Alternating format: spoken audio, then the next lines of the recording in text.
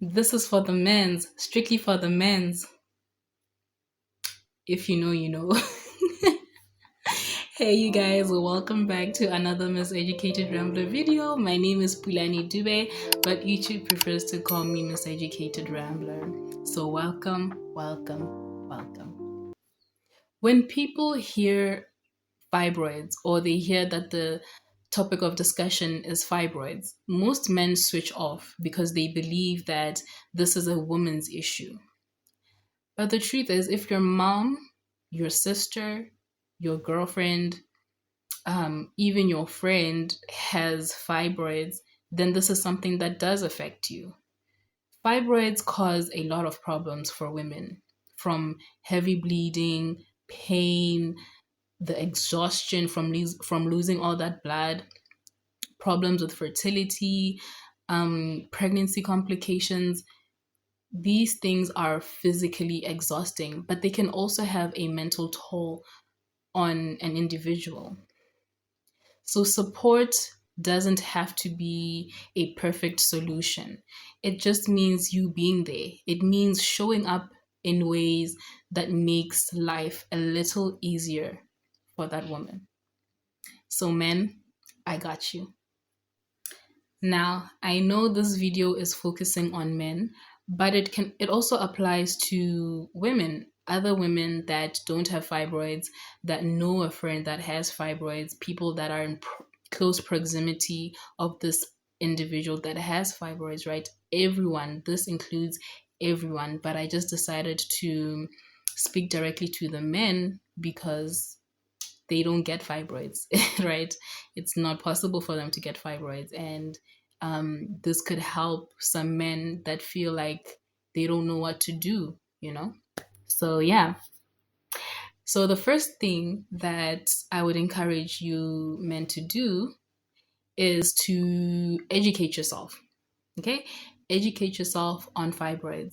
Go out there, understand what fibroids entail and all of that, because when you understand a condition, then it's less likely for you to dismiss the person's experience. So if she's telling you the symptoms that she's going through, then it's easier for you to acknowledge that this is something that actually does happen, right? If you understand it more, then you're less likely to dismiss them.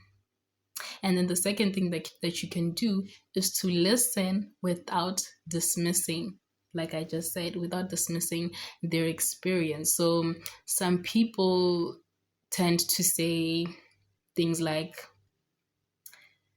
well, they're just cramps. Everyone gets cramps. Everyone experiences period pains, right? Yeah, that is dismissing a person. That is not taking them seriously, right? So you need to be able to listen to them, to acknowledge that they're going through this, and understand that fibroids go beyond just cramps, right? There are a lot of things that go into it, like um, self-esteem of a person goes down, right? All that pain can prevent them from doing what they are used to doing, going out and all of that, right? So if you are able to acknowledge that they're going through those things and tell them that, and make sure that they know that you believe them, right? You need to reassure that person, let them know that, listen, I believe that you're going through this, right? Do not dismiss them ever. That is the worst thing to do. The third thing that you could do is to be patient, right? There can be times where the symptoms are really hitting hard and they're not able to do their usual daily routines, right? So maybe you're used to seeing her wake up every day at 5 a.m. and do some spring cleaning or prepare you lunch for work. Yeah, and whatever it is that you see is prevent when she's now being prevented from doing all these things, then you need to be patient. And also you can take up those tasks. Take up the tasks. That goes a long way in like providing support for that person. Another thing that you can do is to encourage her to seek medical care, right? Especially if you notice that the condition is becoming severe, it's interfering with your daily lives. Encourage her to go see a doctor, to go seek professional help, okay? And if she's comfortable, accompany her to the doctors, because it can be very intimidating, overwhelming, to be at the doctor's office for some people. So having you there can go a long way. I know, I know exactly what I'm talking about. Having that support, that warmth, that feeling that someone is there with you, it's amazing. So do that. Also, don't tell them, try to, well, if they need your input, then you can, but like don't force a treatment onto them. So let's say, for example, she decides that she wants to have a hysterectomy, and it's something that her doctor has talked about with her. Don't now come and say, I don't want you to do that. Just be supportive. Be a supportive partner. Like I said, do the research, understand what's going on. Okay. If you understand the condition, then you understand why that particular intervention is being taken. Fibroids may occur in individuals with a uterus. However, the impact usually or oftentimes extends beyond the individual.